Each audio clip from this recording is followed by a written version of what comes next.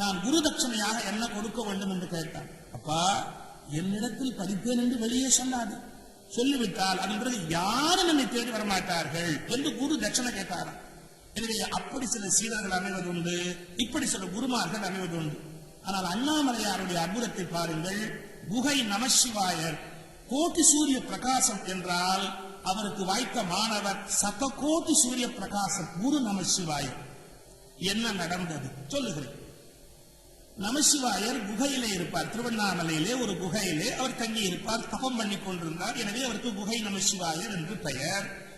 அவர் அங்கே ஆலமரத்திலே ஒரு ஊஞ்சல் கட்டி அந்த ஊஞ்சலை உட்கார்ந்து ஆடிக்கொண்டிருப்பார். அப்போது கைங்கரியம் பண்ணுவதற்காக வந்த மாணவர் தான் நமசிவாயம். ஒரு நாள் திடீரென்று அந்த ஊஞ்சலிலே குரு ஆடிக்கொண்டே இருக்கிறார். ஆலமர ஊஞ்சலிலே பக்கத்திலே நின்று கொண்டிருந்த நமசிவாயம் மாணவன் கலியிருந்து சிரித்து விட்டார். என்னடா, பக்கத்தில் இருக்கிற மாணவன் தானாய் சிரிக்கிறான். எப்போதும் சிரிக்கிற போது தனியாக சிரிக்க கூடாது. நீங்கள் நன்றாக பாருங்கள். அழுகிற போது தனியாக அழலாம். யாராவது ஒருவர் தனியா போய் எங்கனோ உட்கார்ந்து விட்டு அழலாம். யாரும் கேட்க மாட்டார், நீ என்ன கூப்பிடாம எப்படி போய் அழுது என்று யாரும் கேட்க மாட்டார்கள். ஆனா தனியா ஒருவர் சிரிச்சா பழகவே பயப்படுவார்கள். இப்படி என்னமோ ஆகிவிட்டது, தனியாக சிரிக்கிறாரே என்றெல்லாம் யோசிப்பார்கள். குரு இப்போது உட்கார்ந்து இருக்கிறார். பக்கத்திலே நமசிவாயம் இருந்தவர் தனியாக சிரித்து விட்டார். குரு கேட்டார், அடே நமசிவாயம், என்ன தனியாக சிரிக்கிறார், என்ன ஆயிற்று என்று கேட்டார். அவர் சொன்ன பதில் பாருங்கள். சுவாமி, திருவாரூரிலே இப்போது நாட்டிய நிகழ்ச்சி நடந்து கொண்டிருக்கிறது. அந்த நாட்டியம் ஆடுகிற பெண்ணிலே ஒருத்திக்கு கால் இடறி கீழே விழுந்து விட்டாள். அதை பார்த்து சுற்றி இருக்கிற எல்லாரும் சிரித்தார்கள். என்னால் சிரிப்பை அடக்க முடியவில்லை, நானும் சிரித்தேன் என்றார். எப்படி? திருவண்ணாமலையில் இருக்கிறார்கள். திருவாரூரிலே ஒரு நாட்டிய பெண் கால் தடிக்கு விழுந்த காட்சியை இந்த நமசிவாயம் கண்டார். ஒரு திகைத்து போய் அவர் ஒரு பார்வை பார்த்தார். உன் நிலையே வேறு என்று மட்டும் சொல்லி முடித்து விட்டார். இது முதல் நிகழ்ச்சி. அதன் பிறகு இன்னொரு நாள் தனியாக வீட்டிருக்கிறார் குகை நமசிவாயர். அப்போது பக்கத்திலே நின்று பணிவிடை கைங்கரியம் பண்ணி கொண்டிருந்தார் இந்த மாணவராகிய நமசிவாயர். திடீரென்று தன்னுடைய மேல் துண்டு, அந்த ஆடை இருக்கிறது அல்லவா, அதை எடுத்து கையினாலே பரபரப்பர என்று தேய்த்தார். என்ன ஆயிற்று உனக்கு, ஏன் இப்படி மேலாடையை தேய்க்கிறாய் என்று கேட்டார் குகை நமசிவாயர். சுவாமி, சிதம்பரத்திலே விளக்குக்கு பக்கத்திலே திரைச்சீலை ஸ்கிரீன் அது தொங்கிக் கொண்டிருந்தது. அது திடீரென்று பற்றி விட்டது. அப்போது அந்த கோயில பக்கத்தில் இருந்தவர்கள் அந்த திரைச்சீலையை அணைத்தார்கள். அந்த திரைச்சீலை மேற்கொண்டு தீப்பற்றக்கூடாது என்று அணைத்தார்கள். அந்த நினைவில் இருந்த நான் என்னுடைய ஞாபக மறதியாக என்னுடைய துணியையும் தேய்த்து அடைத்தேன் என்று ஒரு குறிப்பு சொன்னார். இது இரண்டாவது நிகழ்ச்சி. நீ நல்ல நிலையில் இருக்கிறாய் என்று குரு அவரை பாராட்டிவிட்டார். இதெல்லாம் முடிந்த பிறகு மூன்றாவதாக ஒரு முறை குகை நமசிவாயர் என்ன நினைத்தாரோ தெரியவில்லை, பளிரென்று தாம் உண்ட உணவை வெளியிலே வாய் வழியாக நாம் அதை வாங்கி கொச்சையா சொல்வோம். ஆனால் அவருடைய என்ன நினைப்பினாலேயோ அது பிரசாதம், குரு பிரசாதம் என்றுதான் சித்தர்கள் சொல்வார்கள். பளிரென்று உண்ட உணவை வெளியிலே தள்ளினார் வாய் வழியாக. பக்கத்திலே நின்று கொண்டிருந்த இந்த இளம் நமசிவாயம் தன்னுடைய திருவோட்டை எடுத்து அந்த வாண்டியை அப்படியே ஏந்தினார். குரு உடனே உத்தரவு போட்டார், அடே, இது மனிதர்கள் கால் படாத இடத்தில் கொட்ட வேண்டும், எந்த மனிதனுடையும் கால் படாத இடத்திலே போய் கொட்டு என்று உத்தரவு கொடுத்தார். 10 நிமிடம் மீண்டும் திரும்பி வந்தால் மாணவன் நமசிவாயம். குரு கேட்டார், எங்கேயா கொட்டினாய், கால் படாத இடத்தில் கொட்டினாயா? உடனே சீடன் நமசிவாயம் சொன்னார், ஆம், யாருடைய காலும் பட முடியாத இடத்தில் கொட்டினேன். எது என்ன? தன்னுடைய வயிற்றை காண்பித்தார். இது குரு பிரசாதம். கால் படாத இடத்திலே கொட்டு என்பீர்கள், எனவே நான் அதை அறிந்து விட்டேன். யாருடைய காலும் படாத இடம் அது மட்டும் தானே, நான் குரு வார்த்தையை மீற முடியுமா என்று கேட்டார். எழுந்தார் குகை நமசிவாயர். இந்த இளம் நமசிவாயனை தழுவி கொண்டு சொன்னார், நீ இனி முதல் குரு நமசிவாயம், நீ மாணவன் அல்ல. இனி நீயும் நானும் ஒரே இடத்தில் இருக்கலாக, நீ நல்ல நிலைக்கு வந்து விட்டாய். அப்போது ரோமை சொல்லுகிறார் குகை நமசிவாயர், 2 யானையை ஒரு கம்பத்தில் கட்ட முடியுமா? ஒரே கம்பத்தில் 2 யானையை கட்டினால் என்ன ஆகும்? நான் ஒரு யானை போல, நீ ஒரு யானை போல ஒரே இடத்தில் கட்டுப்படக்கூடாது. நீ இருக்க வேண்டிய இடம் வேறு, நீ தில்லைக்கு போ என்று கட்டளையிட்டார். உடனே தில்லைக்கு அந்த சிதம்பரத்துக்கு புறப்பட்டு வருகிறார் நமசிவாயர். அவருக்கு கண்ணீர் வருகிறது. குருதேவா, நான் உங்களிடத்திலே இருந்து கைங்கரியம் பண்ணுகிற வாய்ப்பை விட்டுவிட்டு எப்படி போவேன் என்று அழுகிறார். இல்லை, இது அண்ணாமலையாருடைய உத்தரவு, நீ தில்லைக்கு புறப்பட வேண்டும் என்று சொல்ல குரு நமசிவாயர் தில்லைக்கு புறப்படுகிறார். அண்ணாமலையாருடைய அரவணைப்பிலும் குகை நமசிவாயரை குருவாக கொண்டிருந்த காரணத்தாலும் ஆனந்தமான வாழ்வில் வாழ்ந்து கொண்டிருந்த குரு நமசிவாயருக்கு புதிய பணி இப்போது காத்திருக்கிறது. நீ சிதம்பரம் செல்க என்ற கட்டளையை குரு பிறப்பித்த பிறகு அங்கே இருக்க முடியாது. காரணம், குரு வார்த்தைக்கு மறுவார்த்தை இல்லை என்பது பொன்மொழி. ஆசிரியன் அல்லது ஆச்சாரியன் ஒரு ஆணையினை பிறப்பித்து விட்டால் அதை மீறுவதற்கு உரிய உரிமை ஒருபோதும் சீடனுக்கு இருப்பதில்லை. அதனாலே அங்கிருந்து புறப்பட்டு சிதம்பரம் நோக்கி வந்து கொண்டிருக்கிற போது புதிய சோதனை அவருக்கு ஏற்படுகிறது. நடந்து வருகிறார். பசி கழிப்பினாலே அவருடைய உடல் வாடுகிறது. ஒரு மரத்தடியிலே படுத்துக் கொண்டிருக்கிறார் குரு நமசிவாயர். அவருக்கு யார் அன்ன ஆகாரம் கொண்டு வந்து தருவார்கள்? அவருக்கு உடனடியாக அண்ணாமலையாருடைய நினைவு வருகிறது.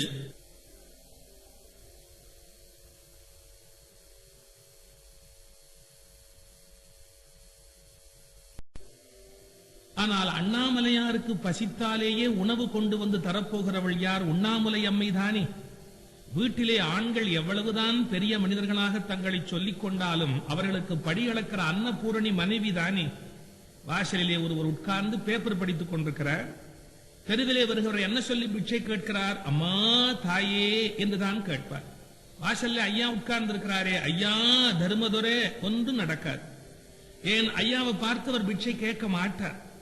ஒருவேளை உடனே கோபத்திலே ஐயா சொன்னார் என்று வைத்துக் கொள்ளுங்கள், ஏனப்பா நான் ஒருவன் இங்கே இருக்கிறேன், என்னை விட்டுவிட்டு அம்மா தாயே என்று உள்பக்கம் பார்த்து கேட்கிறாயே என்று வாசல்ல இருக்கிற ஆண்மகன் சொன்னால் பிச்சைக்காரர் என்ன சொல்வார்?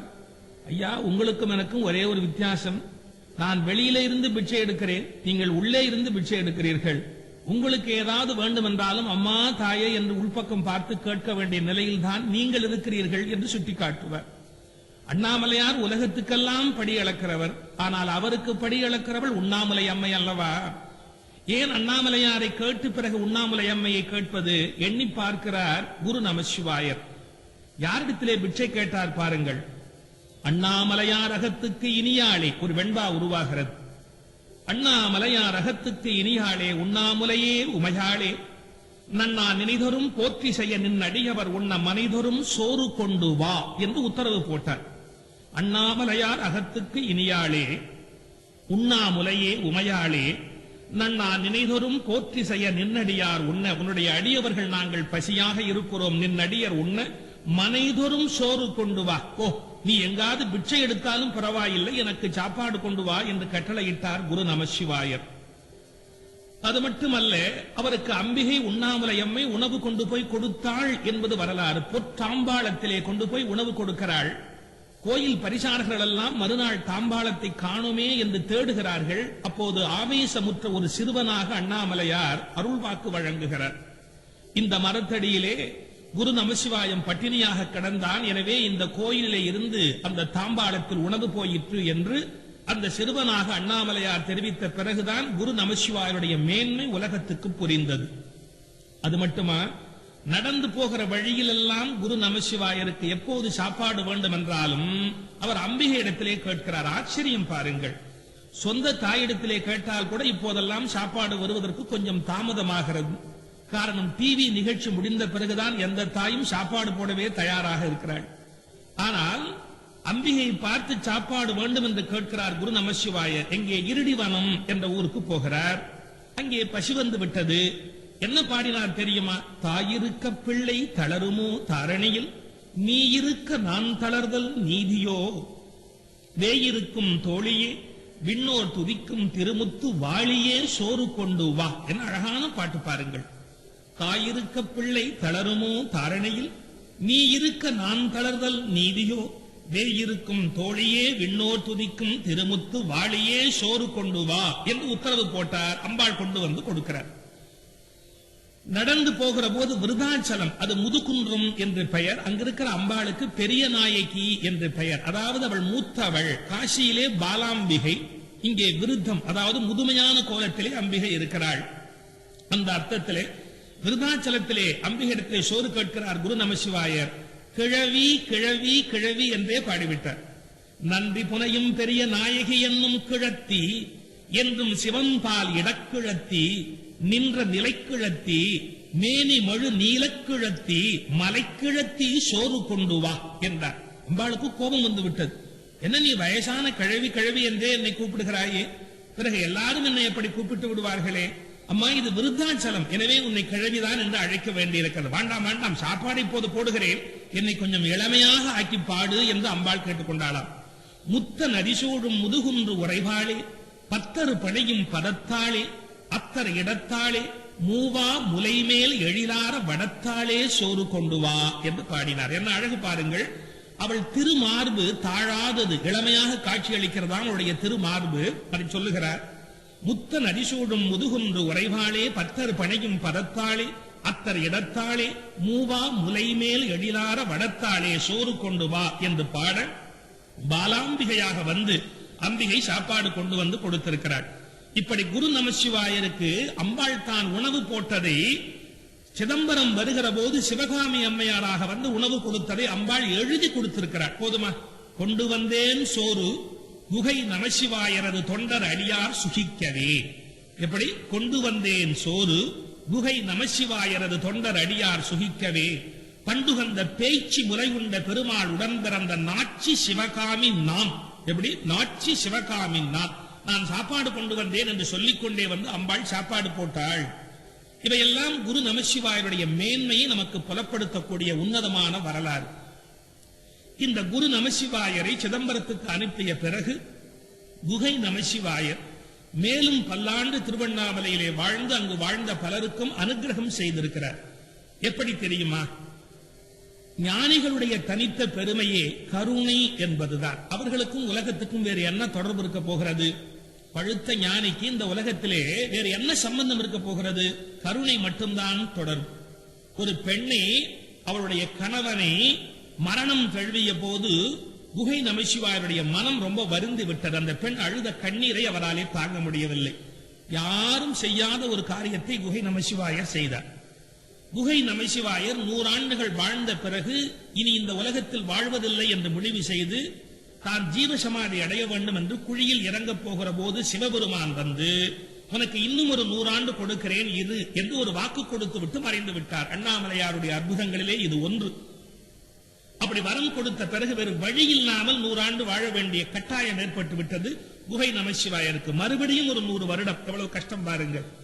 அந்த சந்தர்ப்பத்திலே இந்த பெண் வந்து அழுகிறாள், என் கணவன்